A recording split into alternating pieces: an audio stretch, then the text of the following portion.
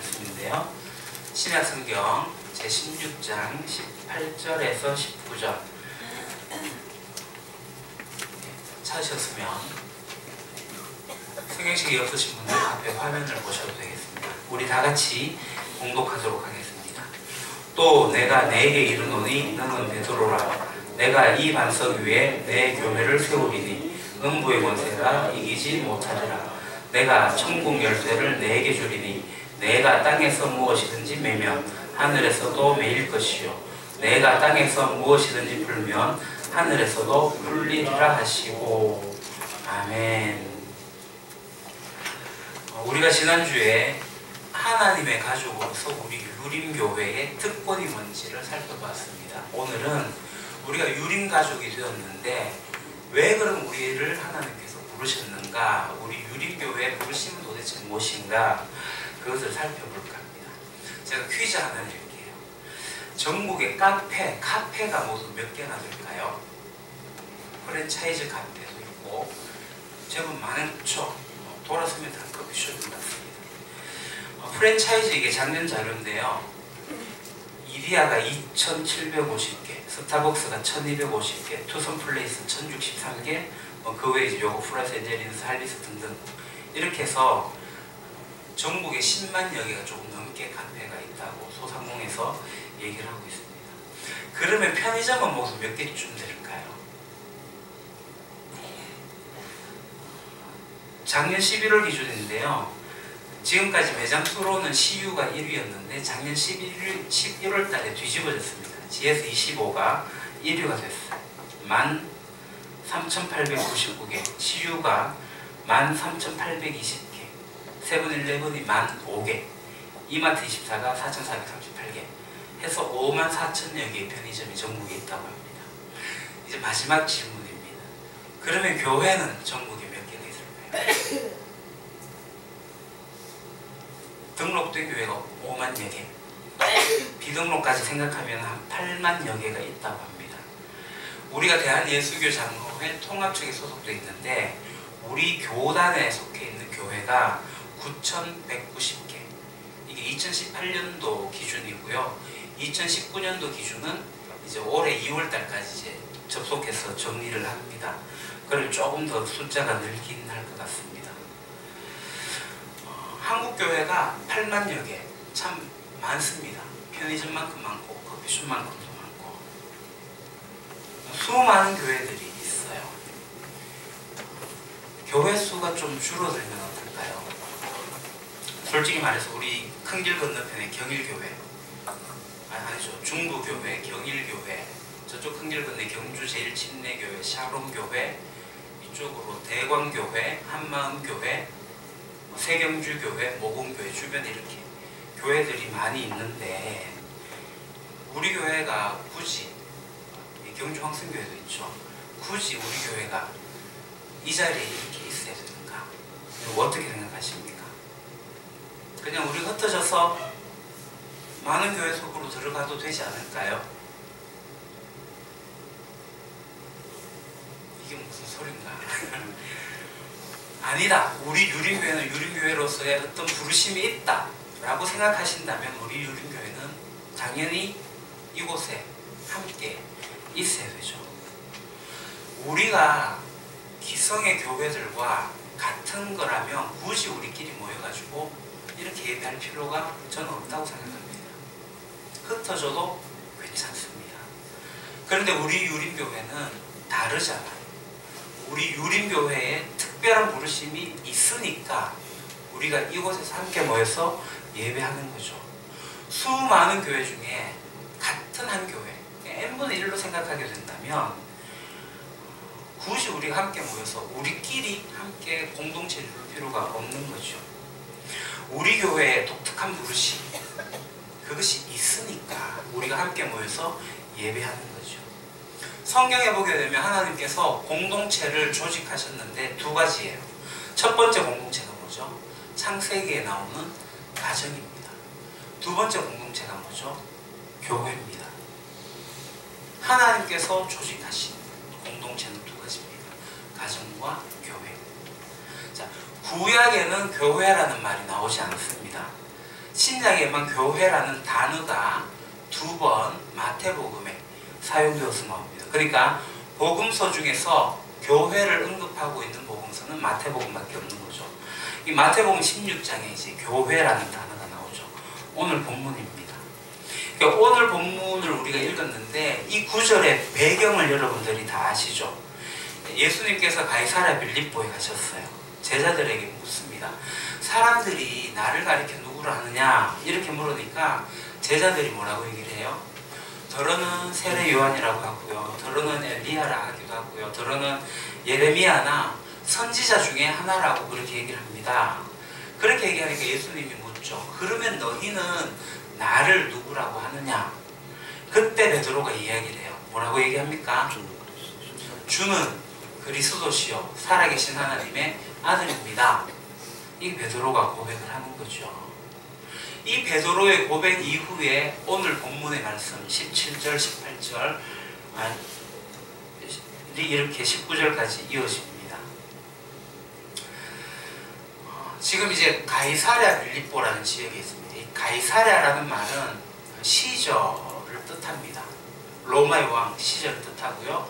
빌립보는 당시에 분봉왕이었던 빌립을 이야기하는 겁니다. 그러니까 왕의 가이사랴 시저와 그때 분봉왕이었던 주인이라고 할 수 있는 빌립의 그 지역에서 묻는 거죠. 그러니까 이건 뭐냐면 예수님이 무슨 질문이냐면 이 땅에서 왕이 누구고 주인이 누구냐라고 질문한 것과 같습니다. 그 질문에 베드로가 대답하죠. 주는 그리스도고 하나님의 아들이다 라는 고백을 합니다. 그때 예수님께서 그 고백 위에 교회를 세우겠다 라고 얘기를 합니다. 자, 베드로라는 이름 위에 교회를 세우는 게 아니라 베드로의 고백 위에 세우겠다라는 겁니다. 그러니까 이것은 베드로의 고백이 아니라 그때 함께 있었던 제자 공동체의 고백이라고 볼 수 있습니다. 그러니까 제자 공동체의 고백 위에 교회를 세우겠다라는 거예요. 예수님께서 이 반석 위에 페트라라고 합니다. 베드로라고 할 수 있겠지만 페트라라는 엄청난 반석이 있어요.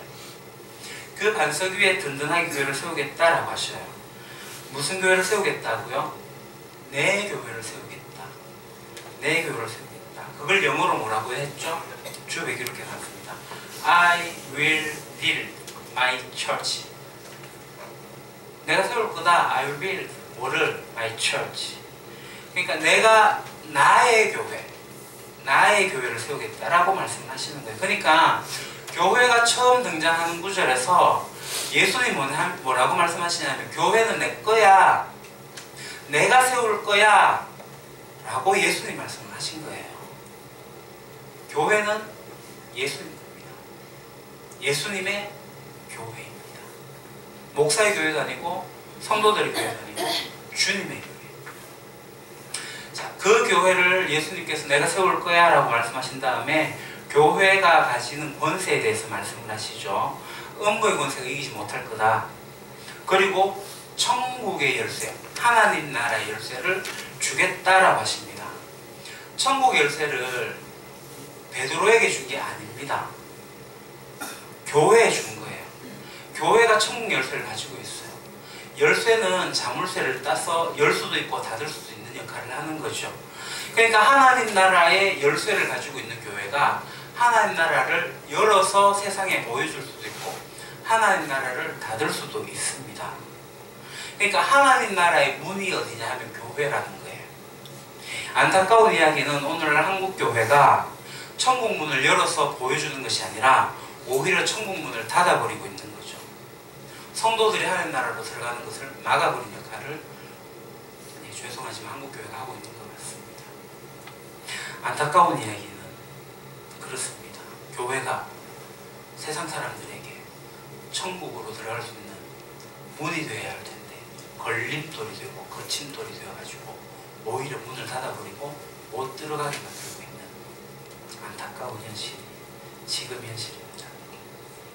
그런데 애초에 하나님께서 예수님께서 교회를 디자인하시면서 열쇠를 교회에게 주셨고 그 교회의 열쇠를 가지고 있는 교회가 권세를 가지고 있는데 그 권세가 뭐냐면 땅에서 매면 하늘에서도 매일 거고 땅에서 풀면 하늘에서도 풀린다는 거예요.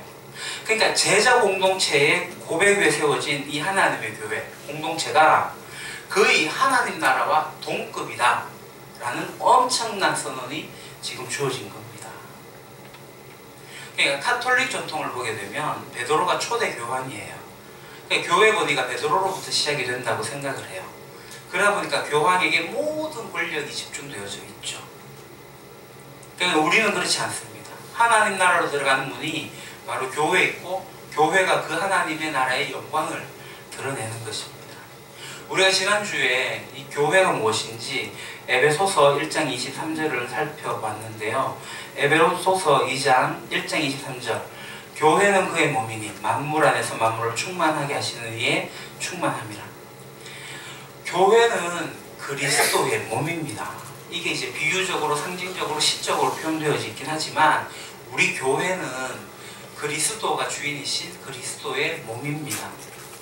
그리고 이 교회가 만물 안에서 만물을 충만하게 하시는 이의 충만함으로 드러나는 겁니다. 이 말은 뭐냐면 이 깨어진 세상을 회복하는 것이 바로 교회다 라고 이해하시면 되겠습니다.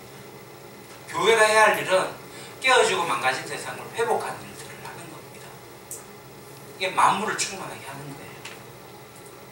사실 이 땅이 깨어져 있고 그래서 하나님께서 이 땅을 회복하기를 원하시는데 그 결정적인 사건은 바로 이 십자가의 사건입니다. 그리고 이 회복을 하고자 하는 하나님의 유일한 파트너십을 가진 곳은 바로 교회입니다. 교회는 하나님과 동역하여서 이 세상을 회복해야 됩니다. 깨어진 세상을 회복하는 곳은 교회가 주체 세력이 되어야 됩니다. 그래서 하나님의 손이 함께하는 교회, 가정을 회복하고 국가를 회복하고 생태 환경을 회복하는 것은 교회여야 됩니다. 근데 지금 이 교회는 교단과 교파로 막 나뉘어져 있어요. 약간의 분열이 생기면 교회가 막 나뉘어져요.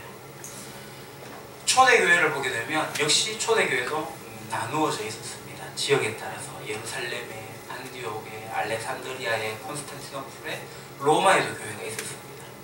이런 교회들이 성장해오다가 동서교회로 분립이 됩니다. 그래서 동방교회, 서방교회로 나뉘어져요. 그래서 동방교회는 지금까지 유지가 되죠. 동방정교회로. 서방교회는 또 종교개혁으로 인해서 나뉘어집니다. 그래서 로마 카톨릭과 개신교회로 나누어집니다. 또 개신교회는 여러 가지 장로, 성결, 침례 등등으로 감리 이렇게 나누어집니다. 이제 조교개혁이 일어난 지가 503년이 되죠. 2017년이 500주년 되는 해였는데요. 여러 교단, 교파로 지금 나누어져 있습니다. 특별한 교리가 있어가지고 이렇게 나눠진 게 아니라 사실 3P라고 해서 이제 교단 교파가 좀 나눠져 있는데 그 첫 번째 P가 뭐냐 하면 political, 정치적인 이유에서 나눠졌고요. 두 번째 P가 provincial이라 해서 지방 분권적으로 해서 나누어져 있습니다. 선교를 하게 될 때 지방으로 나누어서 했거든요. 세 번째 personal, 개인적인 사정으로 분리가 됩니다. 이것은 교단 교파가 나누어진 것은 긍정적인 면도 있고 부정적인 면도 같이 있습니다. 그럼 우리 교회는 어디에 소속되어 있는 교회일까요? 우리 교단, 교파는 어디죠? 대한예수교 장로회 통합측에 소속되어 있습니다. 그럼 우리가 교단을 선택한 건 아니에요. 그럼 이 경주 유림교회가 그 전에 경주 새천년교회일 때 예장 통합측의 목사님이 교회를 개척했고 그러다 보니 우리 교회가 예장 통합측에 소속되어져 있는 겁니다. 그러다 보니 예장 통합측에 있는 소속의 목사를 청빙해왔고 제가 그래서 여기에 같이 와 있는 거죠. 그러니까 예장 통합, 예수교 장로회 통합측인데 그래서 우리 교회는 이 예장 통합이 가지고 있는 정치를 따라가게 됩니다. 교회 정치도 그렇게 하고 있고 헌법도 거기에 따라가고 있죠. 그래서 우리가 대한예수교 장로회의 믿음의 고백들이 있는데 이것을 신조라고 하고 12신조라는 게 있습니다. 제가 오늘 여러분들에게 나누어 드렸는데 혹시 다 받으셨는지 모르겠습니다. 이거 공부해 본 적이 아마 없을 겁니다.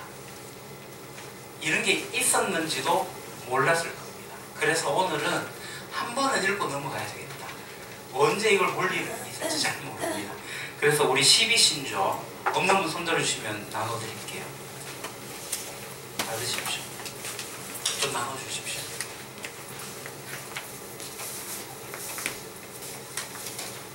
시간이 조금 걸리더라도 그냥 한 번은 읽고, 제가 부연 설명하면 너무 걸리고요.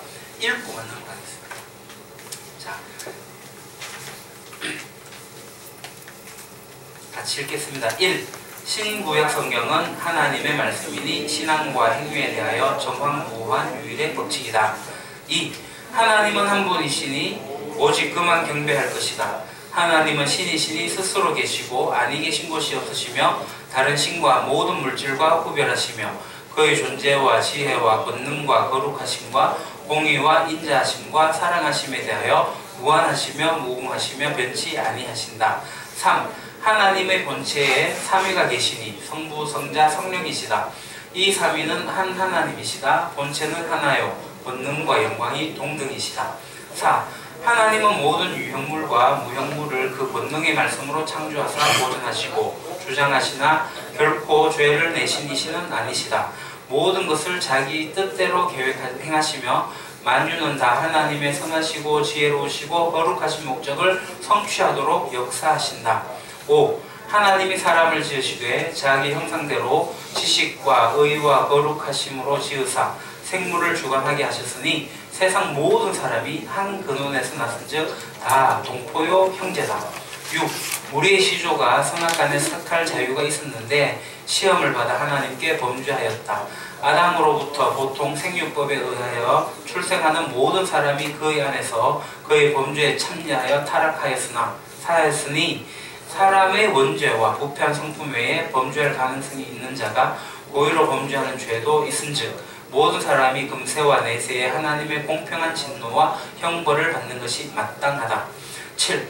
하나님이 인류의 죄와 부패함과 죄의 형벌에서 구원하시고 영생을 주시고자 하셔서 무한하신 사랑으로 그의 영원하신 독생자 예수 그리스도를 세상에 보내셨으니 그로만 하나님이 육신을 이루셨고 또 그로만 사람이 구원을 얻을 수 있다. 그 영원한 아들이 참 사람이 되어 그 후로 한 위에 특수한 두 성품이 있으니 영원토록 참 하나님이시며 참 사람이시다. 성령의 권능으로 잉태하셔서 동정녀 마리아에게 나스되 오직 죄는 없는 분이시다. 죄인을 대신하여 하나님의 법을 완전히 복종하시고 몸을 들여 참되고 온전한 제물이 되어 하나님의 공의를 만족하게 하시며 사람으로 하여금 하나님과 화목하게 하시려고 십자가에 죽으시고 장사한 바 되었다가 죽음에서 3일 만에 부활하사 하나님 우편에 앉아 계시고 그 백성을 위하여 기도하시다가 그곳으로부터 죽은 자를 다시 살리시고 세상을 심판하기 위하여 재림하신다. 8. 성부와 성자로부터 오신 성령이 사람으로 하여금 구원에 참여하게 하신다. 사람으로 하여금 죄와 비참을 깨닫게 하시며 그의 마음을 밝혀 그리스도를 알게 하시고 그 의지를 새롭게 하시고 권하시며 권능을 주셔서 복음을 값없이 주시겠다고 하신 예수 그리스도를 받게 하시며 또 그 안에서 역사하여 모든 의의 열매를 맺게 하신다. 9. 하나님이 세상을 창조하기 전에 그리스도 안에서 자기 백성을 택하셔서 사랑하심으로 그 앞에서 거룩하고 흠이 없게 하시고 그 기쁘신 뜻대로 죄를 미리 작정하셔서 예수 그리스도로 말미암아 자기 아들을 삼으셨다. 그러므로 그 사랑하신 아들 안에서 저희에게 후하게 주시는 은혜의 영광을 찬미하게 하려는 것이다. 그렇지만 오직 세상 모든 사람에게 대하여는 온전한 구원을 값없이 주시려고 명하시기를 너희의 죄를 회개하고 주 예수 그리스도를 자기의 구주로 믿고 의지하여 본받으며 하나님의 나타내신 뜻을 복종하여 겸손하고 거룩하게 행하라 하셨으니 그리스도를 믿고 복종하는 자는 구원을 얻는다.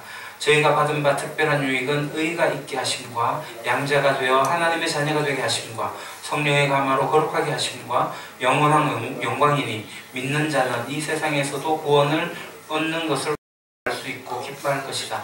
성령이 직분을 행하실 때에 은혜를 베푸시는 방도는 특별히 성경과 성례와 기도이다. 10. 그리스도가 세우신 성례는 세례와 성찬이다. 세례는 물을 가지고 성부와 성자와 성령 이름으로 씻음이니 우리가 그리스도 합하는 표적과 인침인데 성령으로 거듭남과 새롭게 하심과 주께 속한 것임을 약속하는 것이다. 세례는 그리스도 안에서 신앙을 고백하는 자와 그들의 자녀들에게 베푸는 것이요 성찬은 그리스도의 죽으심을 기념하여 떡과 잔을 찬미하는 것이다. 이는 믿는 자와 그의 죽으심으로 인하여 얻는 유익을 인쳐 증가하는 표이다.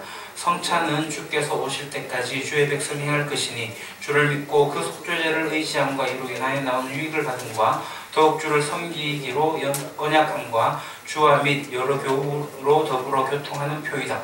성례의 유익은 성례 자체로 말미암음도 아니요 성례를 베푸는 자의 덕으로 말미암음도 아니다. 다만 그리스도의 복주심과 믿음으로서 성례를 받는 자 가운데 계신 성령의 역사심에 있다. 11. 모든 신자의 본분은 입교하여 서로 교제하며 그리스도의 성례와 기타 법례를 지키며 주의 법을 복종하며 항상 기도하며 주의를 거룩하게 지키며 주를 경배하기 위하여 함께 모여 주의 말씀으로 설교함을 자세히 들으며 하나님 저희로 하여금 풍성하게 하심을 따라 궁금하며 그리스도의 마음과 동일한 마음을 서로 나타내며 또한 일반 인류에게도 그와 같이 할 것이요 그리스도의 나라가 온 세계에 확장하기 위하여 힘쓰며 주께서 영광 가운데서 나타나심을 바라고 기다릴 것이다. 12. 죽은 자가 마지막 날에 부활함을 얻고 그리스도의 심판하시는 보좌 앞에서 이 세상에서 성악간에 행한 바를 따라 보응을 받을 것이다.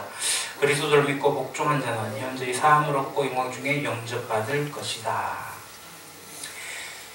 이게 우리 대한예수교 장로회의 12신조입니다. 이 믿음의 바탕 위에 교회가 써 있는 거죠. 이것을 하나로 이렇게 요약하면 뭐가 될까요? 저는 이것을 하나님 나라 복음으로 요약을 했습니다. 제가 하나복을 처음 만나게 될 때 우리 교단의 교리와 너무나도 비슷하고 제가 추구한 방향이 너무나도 비슷했습니다. 그래서 제가 하나복으로 정리를 하게 되었죠. 제가 기독교 교육을 전공했습니다. 우리 통합책의 기독교 교육의 목적이 뭔지 혹시 아십니까? 모든 사람들로 하여금 성령을 통하여서 예수 그리스도의 복음으로 하나님의 사람이 되게 하고 자신과 교회와 세상을 새롭게 하는 하나님 나라 일꾼으로 헌신하도록 돕는 게 기독교 교육의 목적입니다. 하나님 나라의 일꾼으로 자랄 수 있도록 하는 것이 기독교 교육인 거죠. 하나님은 이 세상을 온전히 회복하실 원대한 계획을 가지고 계셨는데 그 역할을 감당할 수 있는 곳이 어디냐 하면 바로 교회라는 거예요. 교회. 그러니까 교회는 세상을 변화시켜야 될 특별한 부르심이 있는 곳입니다. 사실 한국 교회는 이 한국 사회에서 믿지 못할 곳으로 되어져 있습니다. 한국 교회가 신뢰를 받지 못해요. 최근에 일어난 것이 한국 사회에서 일어난 키워드가 있는데 그게 뭐냐면 혐오죠. 나와 다른 것에 대해서 혐오하기 시작합니다. 근데 이 혐오에 기독교가 포함되어져 있습니다. 교인들이 교회를 떠나기 시작해서 가난한 성도들이 많아지게 되었고 찾는 이들이 교회를 멀리합니다.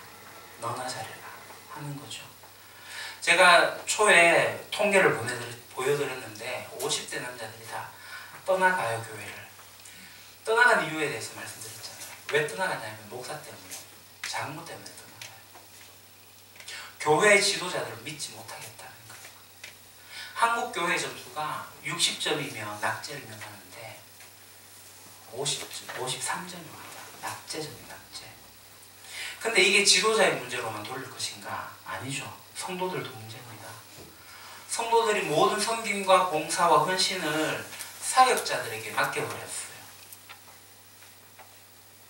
그리고 교회가 실망을 주고 또 상처를 줘서 떠나기도 하게 합니다. 왜 이런 현상이 되었습니까? 여기에 대해서 제가 4가지로 좀 요약해서 말씀드리겠습니다. 주변에도 기록해뒀는데요. 한국교회의 문제집니다. 첫 번째가 기복주의입니다. 기복주의. 여러분 예수님 믿으면 복 받습니까? 복 받죠. 복 받습니다. 그런데 어떤 복을 받나요? 그게 문제가 있습니다. 여러분 받는 것보다 주는 것이 더 복되다라는 말씀을 기억하십시오. 그게 복이에요.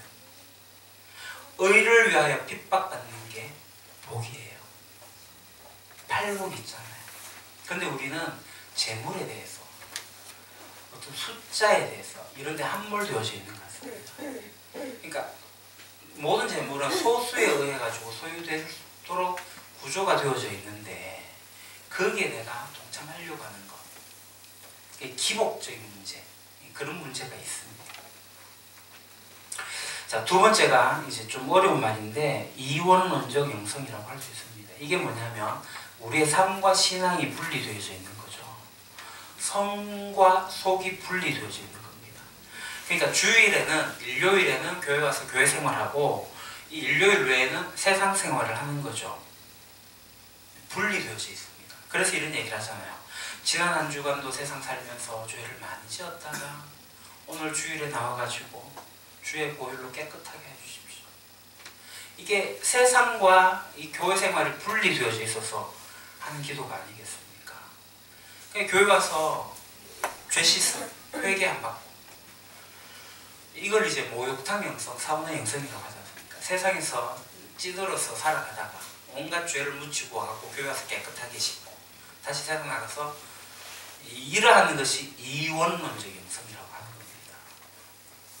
이런 거죠. 여러분, 술자리는 거룩한 곳입니까? 세상적인 곳입니까? 술자리는 세상 자리고 이 예배 자리는 거룩한 자리다. 이것은 율법적인 이원론적 사고입니다. 하나님은 외향을 보시지 않습니다. 중심을 보시는 거죠. 비록 술자리라고 해도 상처받은 친구의 내면을 들여다보고 그를 보살피기 위해서 그의 이야기를 들어주는 그 자리라면 그 술자리도 거룩한 자리입니다. 이 예배 자리에 와가지고 제 얘기할게요.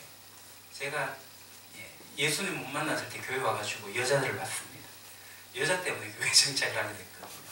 마음에 드는 예쁜 여자. 계속 그 여자만 바라봐요. 그게 예배의 자리, 거룩한 자리라고 할 수 있습니까?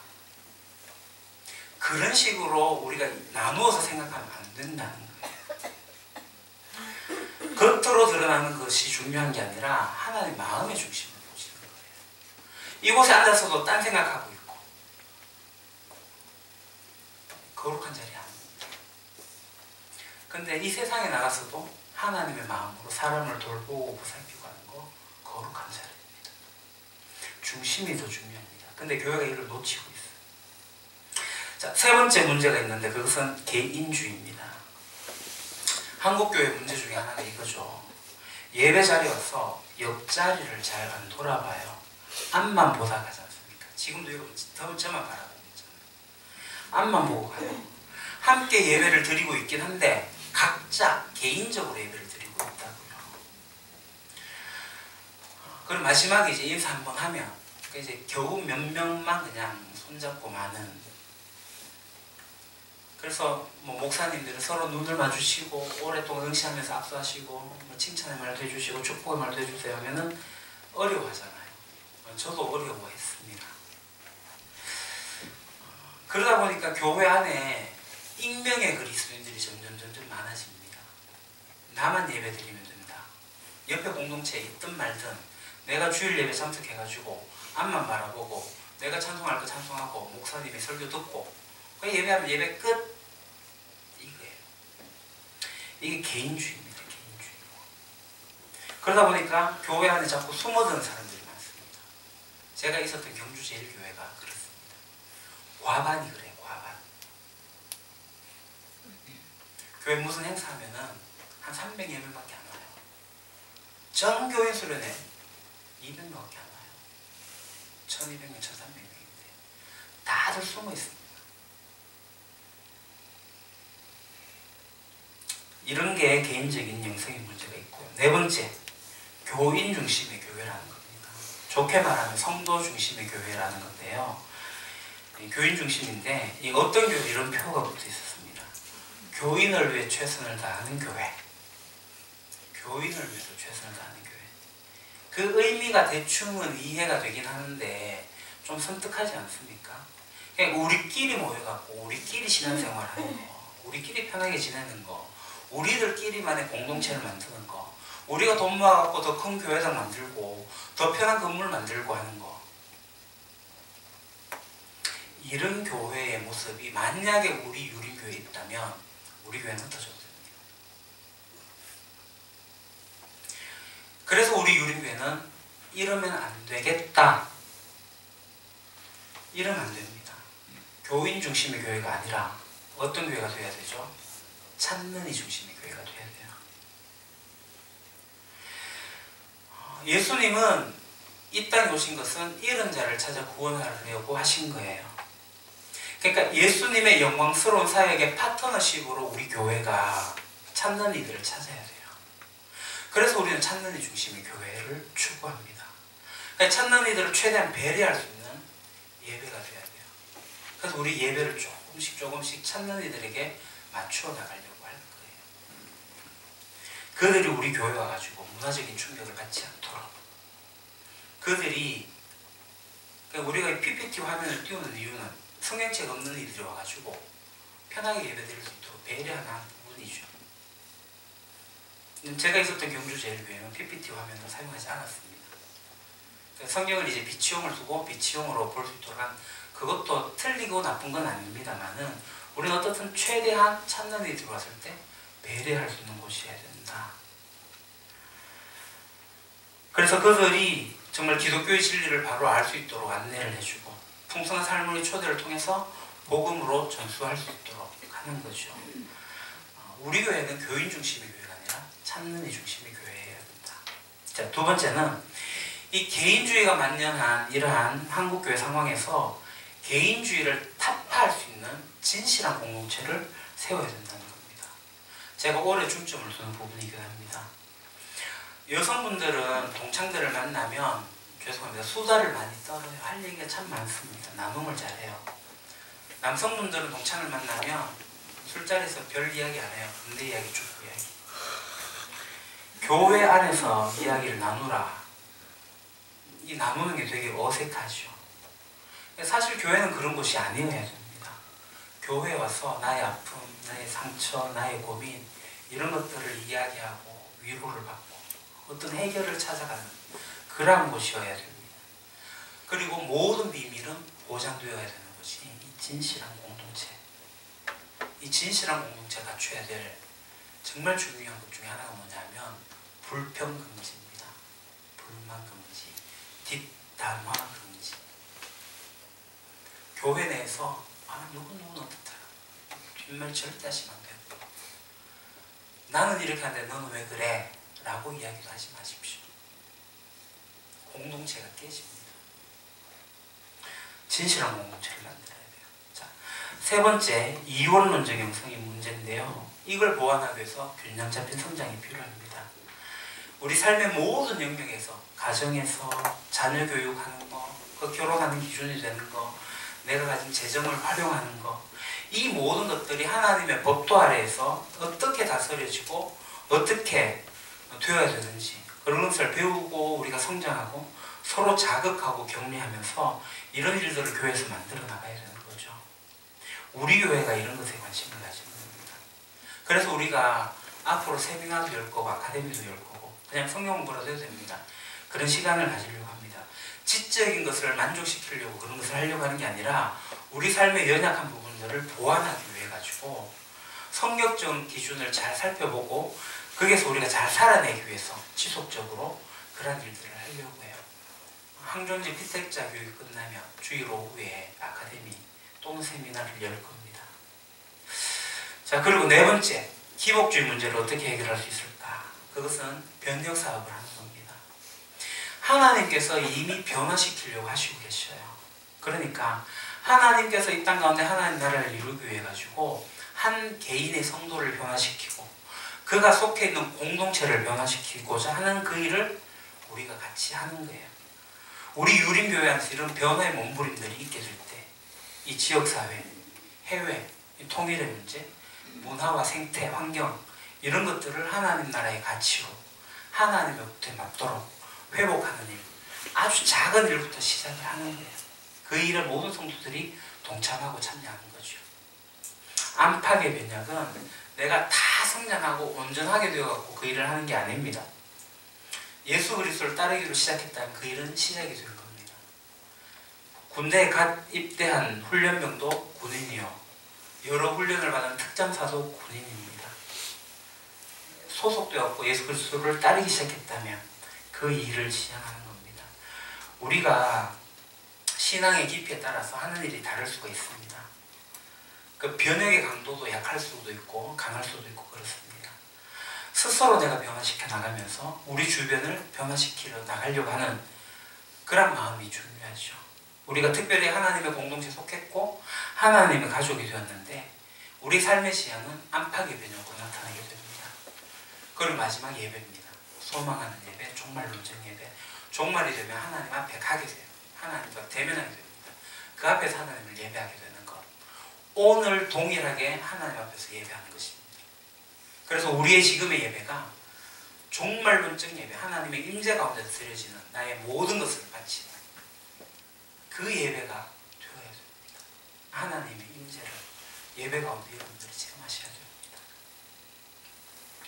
이게 우리 유림교회의 5대 핵심 가치입니다. 그래서 주보 뒤에 사명선언을 적어놨습니다.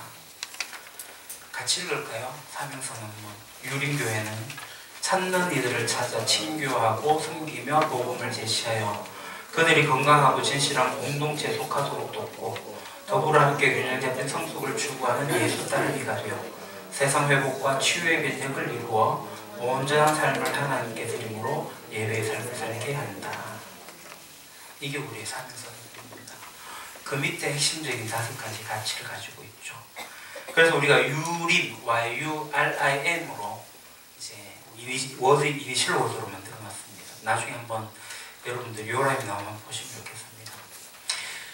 가끔 신앙생활 하다가 왜 내가 유림교회를 선택하게 되었는가, 왜 내가 유림교회에 속해야 되는가라는 그런 생각이 희미하게 들 때마다 이 사명선언문을 한번 읽어보십시오.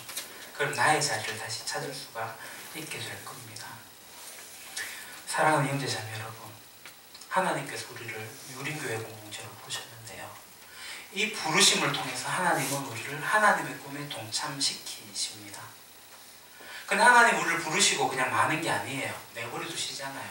그걸로 끝낸 게 아니라 성경을 통해 가지고 우리에게 비전을 보여주시고 전략도 보여주셨어요. 이게 에베소 4장 11절 12절인데요. 우리를 향한 부르심이 있습니다. 주부에 에베소 4장 11절 12절이 있습니다. 같이 읽겠습니다. 그가 어떤 사람은 사도로, 어떤 사람은 선지자로, 어떤 사람은 복음 전하는 자로, 어떤 사람은 목사와 교사로 삼으셨으니 이는 성도를 온전하게 하며 봉사의 일을 하게 하며 그리스도의 몸을 세우려 하심이라. 아멘. 예수님의 비전이 있습니다. 하나님 나라의 복음을 이 교회의 투사에서 우리가 다시 묘사한다면 예수님의 비전은 무엇을 하는 거죠? 그리스도의 몸을 세우는 겁니다.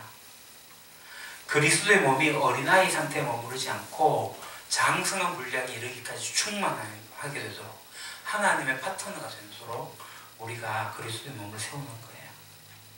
자, 하나님 나라의 그 가치를 우리가 기둥처럼 생각하는데 이게 예수님이 가신 비전입니다. 연약한 교회, 하나님 손에 함께 하시고 그래서 튼튼해지고 성장하는 것, 그것은 이제 예수님의 전략을 따라가야 돼요. 그 예수님의 전략이 뭐죠? 성도들을 온전하게 하여 봉사의 일을 하는 것입니다. 온전하게 한다, 준비시킨다는 거예요. 봉사는 사역을 바꿀 수 있습니다. 사역을 하는 거죠. 그러니까 여기서 사역은 사역자들만 하는 게 아닙니다. 그러니까 성도들은 봉사는 좀 해도 되지만 사역은 하지 않는다. 사역자가 사역해야지. 이렇게 생각할 수가 있습니다. 아닙니다. 봉사와 사역은 같은 겁니다. 에베소서에서는 사역자들이 하는 일을 꼭 집어서 설명을 하고 있습니다. 그러니까 전폭적으로 헌신해가지고 목사와 전도사와 같은 전임 사역자들이, 그래서 전 생애를 들인 사람들이 해야 하는 일이 뭐냐면 뭐죠? 성도들을 준비시키는 거예요. 성도들을 온전하게 하는 거예요. 성도들을 정말 트레이너로서 그들을 구비시키는 거죠. 그러면 봉사는 누가 해요? 사역은 누가 해야 돼요? 입이 안 떨어지죠. 부정하고 싶지만 이 말의 정답은 저희가요, 우리가요입니다. 사역은 누가 해요? 여러분들이 하는 겁니다. 이 예수님이 알려주신 전략이에요. 그런데 이 봉사 일을 하는 것은 자기의 수준에 맞춰서 하면 됩니다. 사실 사역자로 이름부터 있는 사람들이 신방도 하고 목양도 하고 말씀도 가르치고 사회변력도 하고는 있습니다. 이 배경에는 성도들이 돈만 내고 헌금만 하고 그리고 사역자들이 그 일을 해야 된다. 사역자들이 일을 하면 옆에서 박수치고 있는 이게 지금 한국교회의 모습이에요. 에베소서에 나타난 논리는 성도들에게 그 일을 할 수 있도록 그 역량을 키워낼 수 있도록 준비시키는 게 사역자들이 하는 일입니다. 여러분, 교회는 그리스도의 몸이에요. 몸에는 지방세포도 있고 근육세포도 있습니다. 지방이 되면 안 됩니다. 지방을 자꾸 보존하려고 하는 거죠.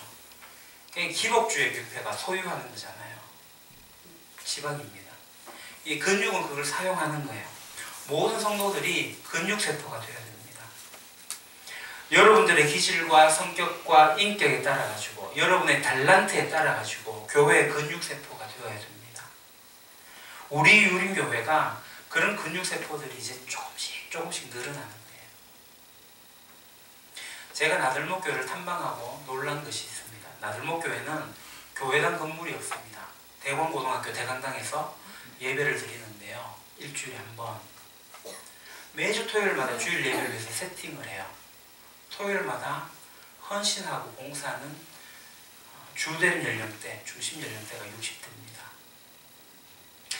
1200, 1300여 명이 들락날락하는 그 예배 처소에 20명이 안 되는 60대의 어른들이 봉사를 하고 있어요. 토요일마다 청소를 합니다.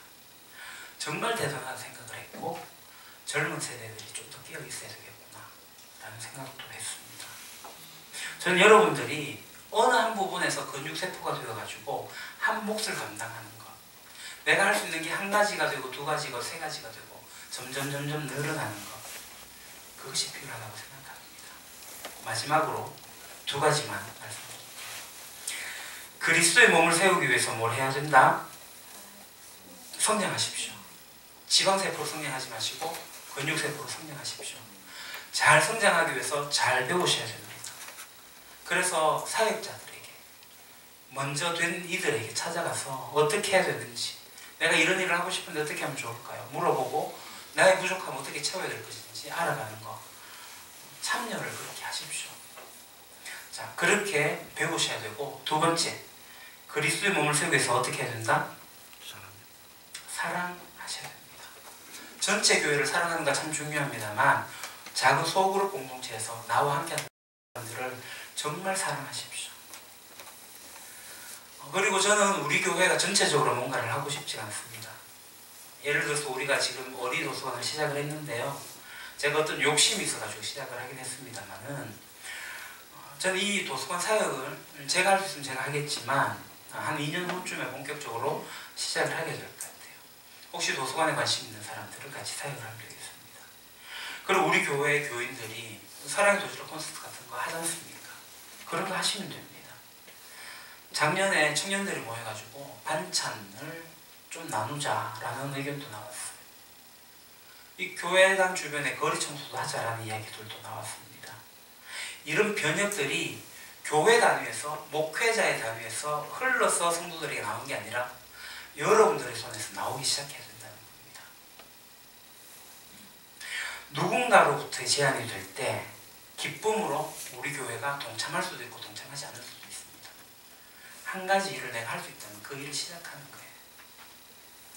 내가 이 일을 하는데 왜 다른 사람이 안 도와주지? 불평하지 마십시오.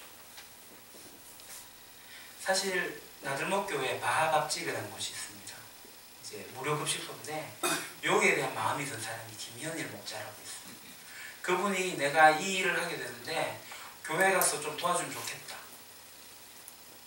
근데 교회에서 안 도와주니까 김영국 목사님 찾아가지고 왜 목사님 일을 안 합니까? 김영국 목사님 야단 쳤대죠. 그거는 하나님 니한테 주신 비전이야. 네가 해. 그래가지고 컵라면 5개 들고 노숙자를 찾아가기 시작했던 거예요. 그래서 교인들이 동참하기 시작했고 지금의 바하밥집이라는 곳이 되어져 있습니다. 왜 내가 이 일 하는데 안 도와줘? 라고 생각할 필요 없습니다. 내가 할 수 있는 일을 하는 겁니다.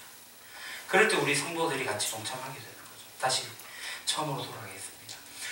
수많은 교회 중에 한 교회, 적게는 5만, 많게는 8만 교회 중에 한 교회, 우리가 어떻게 하나님의 부르심에 동참할 수 있겠습니까?